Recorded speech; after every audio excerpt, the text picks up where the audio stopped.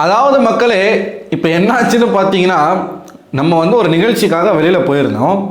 போயிட்டு வர வழியில் ட்விட்டரை கொஞ்சம் ஓப்பன் பண்ணி பார்ப்போம், வாட்ஸ்அப்லாம் கொஞ்சம் ஓப்பன் பண்ணி பார்ப்போம், பிக் பாஸ் சம்மந்தமாக எதனா அப்டேட் வந்திருக்கா அப்படின்னு பார்த்தா ஒரு ஷாக்கிங்கான ஒரு இன்ப அதிர்ச்சி.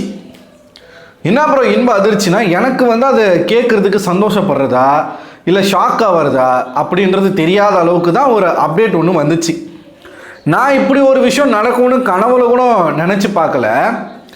கானா வினோத் அவர்கள் வந்து பணப்பெட்டி எடுத்துகிட்டு இந்த வீட்டை விட்டு வெளியில் போயிட்டாரு அப்படின்ற ஒரு நியூஸ்.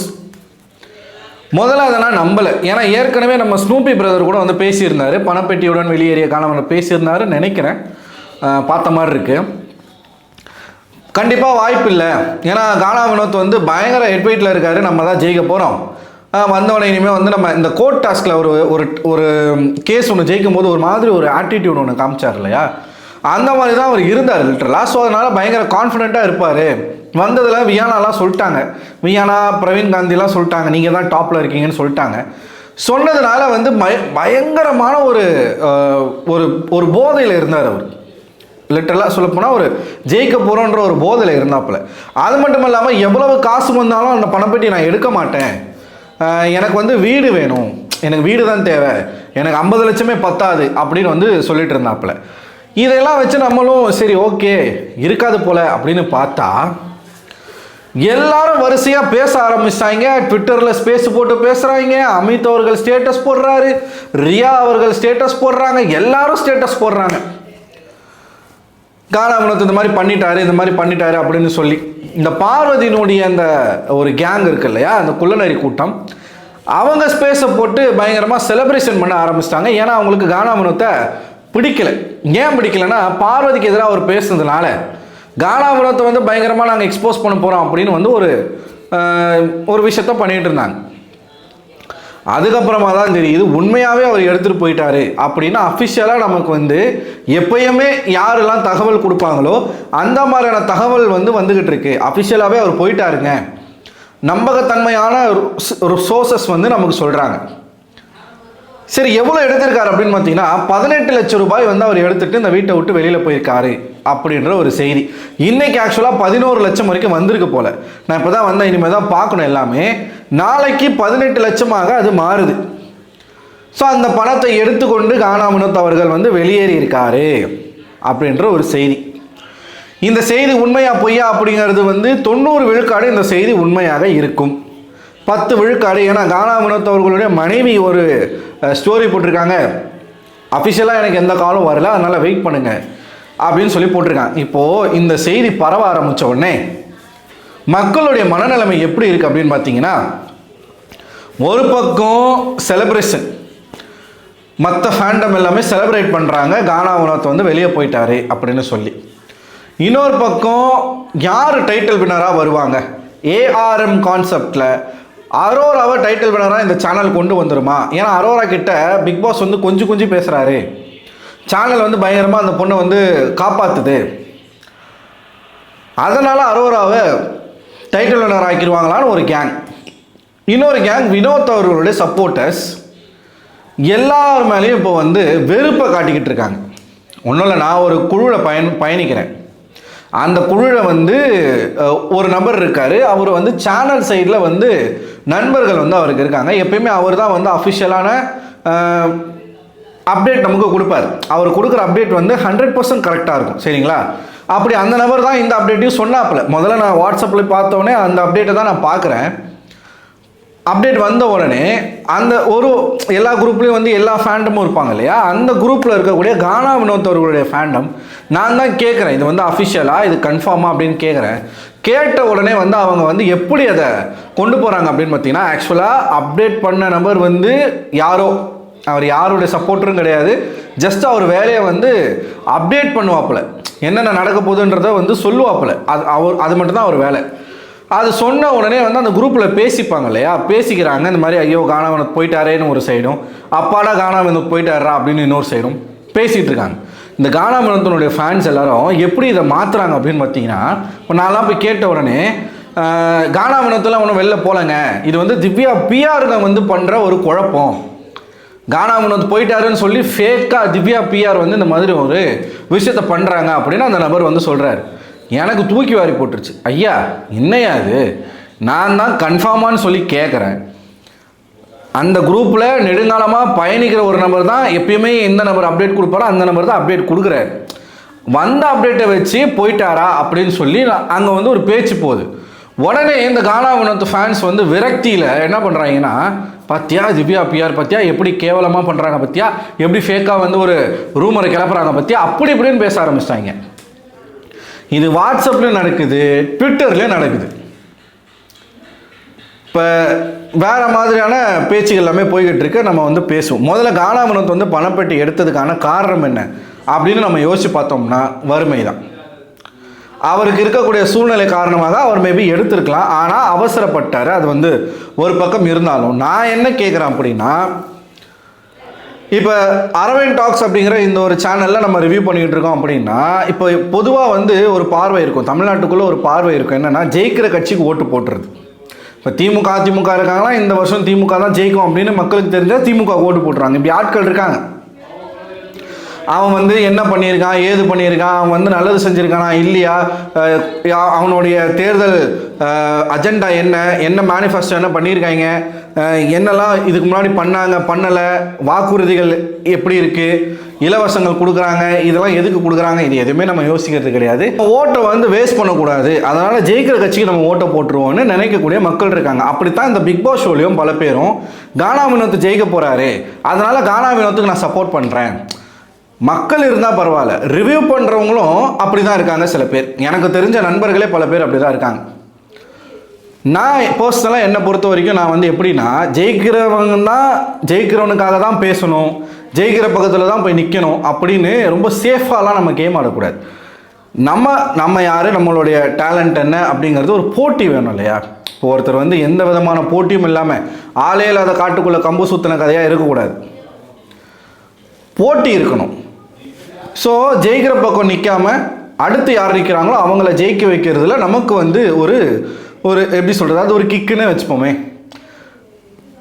ஏன் நான் வந்து சீசன் 6 வந்து விக்ரமனுக்கு நான் சப்போர்ட் பண்ணேன். விக்ரமன் அவர்கள் வந்து தோத்ததுக்கு பின்னாடி இருந்த ஒரே காரணம் அரசியல். அதுக்கப்புறம் வந்து இந்த ஜெயிக்கிற பக்கம் நம்ம நிற்கவே கூடாது அப்படிங்கிற அந்த அரசியல் தலையீடு எங்கே இருக்கோ அங்கே நம்ம நிற்கக்கூடாதுன்றதை நான் ஒரு பாடமாக கற்றுக்கிட்டேன். அடுத்த 3 சீசன் வந்து ஜெயிக்கிற பக்கத்தில் நான் நிற்கலை. மாயா வந்தாங்க, மாயாவுக்கு தான் பயங்கரமான சப்போர்ட். அந்த சீசனுடைய பார்வதி அவங்க, இந்த சீசனில் எப்படி பார்வதியோ சீசன் 7 வந்து மாயா அவர்கள், மாயா பக்கம் நம்ம நிற்கலை. அதே வைல்ட் கார்டில் வந்து அர்ச்சனா அவர்கள் பக்கத்தில் நம்ம நின்று பேசணும். அர்ச்சனா ஜெயித்தாங்க. ஜாக்லின் அதாவது போன சீசனில் முதல் பொசிஷனில் முத்துக்குமரன், 2வது பொசிஷனில் சௌந்தர்யா, பட் நான் சப்போர்ட் பண்ணது 3வது பொசிஷனில் இருக்கிற ஜாக்லின். போட்டி வேணுங்க. நம்மளுடைய ஸ்ட்ரென்த் என்னன்றதை நம்மளே வந்து தெரிஞ்சுக்கணும் இல்லையா.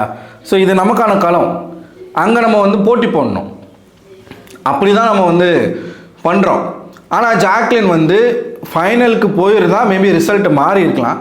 ஆனால் அவங்க அன்ஃபார்ச்சுனேட்லி பணப்பேட்டி எடுக்கிற ஒரு டாஸ்கில் தோற்று வெளில போயிட்டாங்க. முத்துக்குமரன் ஜெயிச்சார். அதே தான் இந்த சீசன்லையும் கானா வினோத் அவர்கள் மீது நமக்கு பர்சனலாக எந்த விதமான வன்மமோ எதிர்ப்போ கிடையாது. எங்கள் ஏரியா மனுஷன் அவர், வட சென்னையினுடைய ஒரு ஐடென்டிட்டி அவரை எதுக்கு நான் வந்து எதிர்க்கணும். ஒரே காரணம், ஒரு மனிதனுக்கு எல்லா விதமான வாய்ப்புகளும் இருக்குது. எல்லா சைட்லேயும் அவருக்கு வந்து எப்படி சொல்கிறதுனா சேஃபான விஷயங்கள் இருக்குது. இப்போ ஒடுக்கப்பட்ட இடத்துலேருந்து வராருன்னு ஒரு சப்போர்ட், இந்த கட்சியிலேருந்து வராருன்னு ஒரு சப்போர்ட், அந்த கட்சி ஆதரவு இருக்குன்னு ஒரு சப்போர்ட், கானா பாடகர்னு ஒரு சப்போர்ட், மக்களுக்கு பிடிச்சவரும் ஒரு சப்போர்ட், இப்படி பல இடத்துல இருந்தும் ஒருத்தருக்கு வந்து மொத்தமாக ஒரு இடத்துல குவியும் போது ஈஸியான வெற்றியாக அது இருக்கும். சரிங்களா? அப்படி இருக்கக்கூடாது, போட்டி வரணும், ஆர்கானிக்கான காம்படிஷன் அங்கே வரணும் அப்படின்னு சொல்லி திவ்யா அவர்கள் வந்து என்னை பொறுத்த வரைக்கும் சில இடங்களில் அவங்க வந்து பேச வேண்டிய விஷயங்களை லென்த்தாக பேசுகிறாங்க, ஷார்ட்டாக பேசுகிறாங்கன்றது முக்கியம் இல்லை. எல்லாருக்காகவும் பேசியிருக்காங்க. அங்கே இருக்கிற ஆட்களை கம்பேர் பண்ணும்போது வார்த்தைகளில் கண்ணியம் வந்து திவ்யா கிட்ட நிறையாவே இருக்குது. யாரையுமே இது வரைக்கும் எந்த வார்த்தையும் அவங்க வந்து கண்ணிய குறைவாக பேசி யாரையும் அவங்க காயப்படுத்தலை. அந்த ஒரு குவாலிட்டி எனக்கு வந்து பிடிச்சிருந்து. அது ஒரு பொண்ணாக இருந்துக்கிட்டு வந்து எல்லாத்துலேயும் வந்து ஃபேஸ் பண்ணுறது இருக்கு இல்லையா, அது வந்து நல்லா இருந்துச்சு. அண்ட் எனக்கு முதல்ல திவ்யா மேலே என்னைக்கு வந்து ஒரு ஓகே இவங்க நல்லா இருக்காங்களே, இவங்க வந்து நல்ல ஒரு பிளேயராக வராங்களே அப்படின்னு எப்போ தோணுச்சுன்னா, பார்வதி அட்டாக் பண்ணும்போது வைல்ட் கார்டில் வந்த எல்லாருமே பார்வதியோடய சேர்ந்துட்டாங்க. ஆனால் திவ்யா மட்டும்தான் பார்வதி செய்யக்கூடிய தவறுகளை எல்லா இடத்துலையும் சுட்டி காட்டிகிட்டே இருந்தாங்க. ஸோ ஒரு ஹெல்த்தியான ஒரு காம்படிஷன் வரணும்னு நம்ம நினச்சோம். ஆனால் நான் நினச்சது என்ன அப்படின்னா, ஃபைனல்ஸ்க்கு போய் இவங்க 2 பேரும் மோதிக்கணும், அதில் யார் வேணாலும் ஜெயிக்கட்டும் அப்படின்னு தான் நான் நினச்சேன். கானா வினோத் அவர்கள் பணப்பெட்டி எடுத்துகிட்டு போயிடணும் அப்படின்னு நான் கனவுல கூட நினச்சதும் கிடையாது. அப்படி அவர் செய்வாருன்னு நான் யோசித்தது கூட கிடையாது. இப்படி கானா வினோத் பண்ணியிருக்காரு அப்படின்னா அவர் வாழ்க்கையிலே அவர் பண்ண மிகப்பெரிய முட்டாள்தனம் இது. இதுக்கு வந்து நான் வருத்தப்பட எனக்கு வந்து அவர் மேலே வருத்தம் இல்லை, எனக்கு கோபம் தான் இருக்குது. இப்போது எல்லாருமே வந்து என்ன பேசிகிட்டு இருக்காங்கன்னா, கானா வினோத் தான் வந்து உண்மையான வெற்றியாளர், கானா வினோத் தான் மக்களினுடைய டைட்டில் வின்னர், பீப்புள்ஸ் வின்னர், அப்படி இப்படின்னு உட்காந்து பில்டப் கொடுத்துக்கிட்டு இருக்காங்க. என்ன கேட்டிங்கன்னா அதுக்கு ஒர்த்து இல்லை, சீரியஸ்லி அதுக்கு ஒர்த்து இல்லை. ஏங்க இத்தனை நாட்களாக ஒரு மனுஷனை நம்பி எவ்வளோ பேர் சண்டை தெரியுமா, எத்தனை இடங்களில் சண்டை தெரியுமா, எனக்கும் என் ஃப்ரெண்டுக்கும் சண்டை, எனக்கும் என் தம்பிக்கும் சண்டை, இத்தனை நாட்களாக ஒன்றா இருந்தவங்களுக்குள்ளலாம் சண்டை. கானா வினோத் இப்போ என் கூட இருக்கிறவங்களாம் வந்து இதே வட சென்னையில் இருக்காங்கன்றதுனால ஒட்டுமொத்த எல்லாருடைய சப்போர்ட்டுமே கானா வினோத்துக்கு தான். நான் ஒருத்த மட்டும் கானா வினோத்துக்கு ஆப்போசிட் பண்ணேன், எல்லாரும் கூட எனக்கு வந்து சண்டை வந்துச்சு. அப்படி எல்லாரும் வந்து தெரிஞ்சவன் தெரியாதவன் எல்லாரும் கூட வம்பு வளர்த்து சண்டை போட்டு ஒருத்தருக்காக வந்து யாருன்னே தெரியாது கானா வினோத், நம்ம பழகினது கிடையாது. ஆனால் டிவியில் பார்க்குற ஒரு நபர் நம்ம இடத்துலேருந்து வராரு, அவர் ஜெயிக்கணும். இப்போ என் ஃப்ரெண்டு அவரும் ஒரு ரிவ்யூ பண்ணிகிட்டு இருக்கார், அவருக்கு எனக்கு வந்து ஒரு கிளாஷ் வருது, அவர் கானா வினோத்துக்கு சப்போர்ட் பண்ணுறாரு, நான் திவ்யாவுக்கு சப்போர்ட் பண்ணுறேன், இப்படி உட்காந்து நாங்கள் அடிச்சுக்கிட்டு இருக்கோம். அந்த நேரத்தில் உங்களுக்காக ஓட்டு போடக்கூடிய மக்கள், உங்களுக்காக ஆதரவு கொடுக்கக்கூடிய மக்களை நீங்கள் ஏமாத்துற மாதிரி பணப்பெட்டி எடுத்துகிட்டு போகிறீங்க அப்படின்னா நீங்கள் 1ஆம் நம்பர் லூசராக என் கண்ணுக்கு தெரியுறீங்க.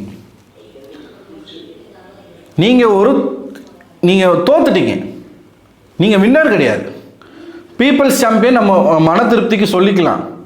கானா வினோத் அவர்கள் வந்து ஒரு முட்டாள்தனமான ஒரு முடிவு எடுத்திருக்கிறார். சப்போஸ் இது உண்மையாக இருக்கும் பட்சத்தில் அவர் வாழ்க்கையில் அவர் எடுத்த மிகப்பெரிய முட்டாள்தனமான முடிவாக இதுதான் இருக்கும்.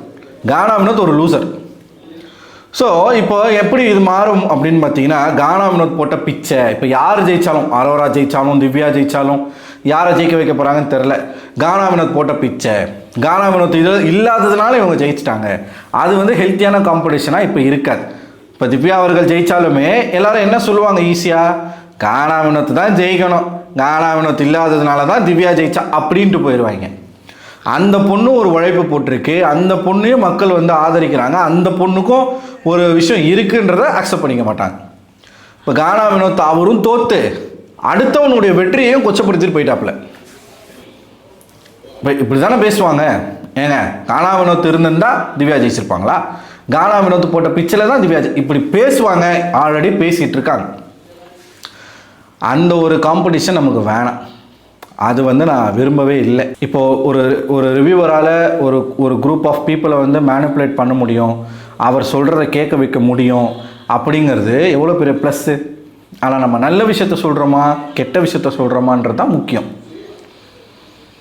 இப்போ அரவிந்த் ஒரு விஷயத்த சொல்கிறாருன்னா அது சரியாக இருக்கும்னு ஒரு 10 பேர் நினைக்கிறாங்களா, அந்த 10 பேர் வந்து அரவிந்த் என்ன சொன்னாலும் அதில் விஷயம் இருக்கான்றதை பார்ப்பாங்க. நாளைக்கு நான் அரசியல் கருத்து அங்கே பேசும்போது கூட அந்த 10 பேரும் அதை பற்றி யோசிப்பாங்க. இதுதான் வந்து ஒரு நல்ல ஒரு இன்ஃப்ளூயன்சர் பண்ண வேண்டியது. இப்போ நான் என்னுடைய பாதையில் நான் கரெக்டாக போகணும், நான் மக்களுக்கு எது தேவையோ அதை மட்டுமே நான் சொல்லணும். அதை விட்டுட்டு மற்றவர்கள் மாதிரி பணத்துக்கு ஆசைப்பட்டு இந்த கண்ட விஷயங்களை வந்து மக்கள் மத்தியில் ப்ரொமோட் பண்ணுறது, இந்த கேமிங் அது இதுன்னு இந்த ஸ்கேம் இந்த மாதிரியான விஷயங்கள் எதுவுமே நான் பண்ணக்கூடாது. இது எனக்கு மிகப்பெரிய ஒரு ரெஸ்பான்சிபிலிட்டி. ஸோ கானா வினோத் வந்து இந்த மாதிரி பண்ணியிருக்காரு அப்படின்னா நான் சீரியஸ்லி அதை நான் எதிர்பார்க்கலை. அது அவர் எடுத்த மிகப்பெரிய ஒரு முட்டாள்தனமான ஒரு முடிவு. இதை நினச்சி அவர் லைஃப் லாங் வருத்தப்படுவார். யார் ஜெயித்தாலுமே அந்த வெற்றிக்கு ஒரு அர்த்தமே இல்லாமல் போயிடுச்சு பாருங்கள். இப்போ அதுதான் எனக்கு வருத்தமாக இருக்குது. ஸோ 18 லட்ச ரூபா வந்து அவர் எடுத்துகிட்டு போயிருக்காருன்னு சொல்கிறாங்க, நமக்கு தெரியல, பொறுத்துன்னு பார்ப்போம். ஸோ நீங்கள் என்ன நினைக்கிறீங்க? அப்படி ஒரு வேளை அவர் பண்ணிட்டார் அப்படின்னா அதை நீங்கள் எப்படி பார்க்குறீங்க? நீங்கள் கானா வினோத் ஃபேனாக இருந்தாலும் சரி, யாருடைய ஃபேனாக இருந்தாலும் சரி, உங்களுக்கு அது அந்த நியூஸ் எப்படி இருக்குது அப்படிங்கிறத கமெண்ட் பாக்ஸில் கமெண்ட் பண்ணுங்கள். அடுத்த ஒரு வீடியோவில் உங்களை சந்திக்கிறேன். அதுவரை உங்களிடமிருந்து விடைபெறுவது நான் அரவிந்தன்.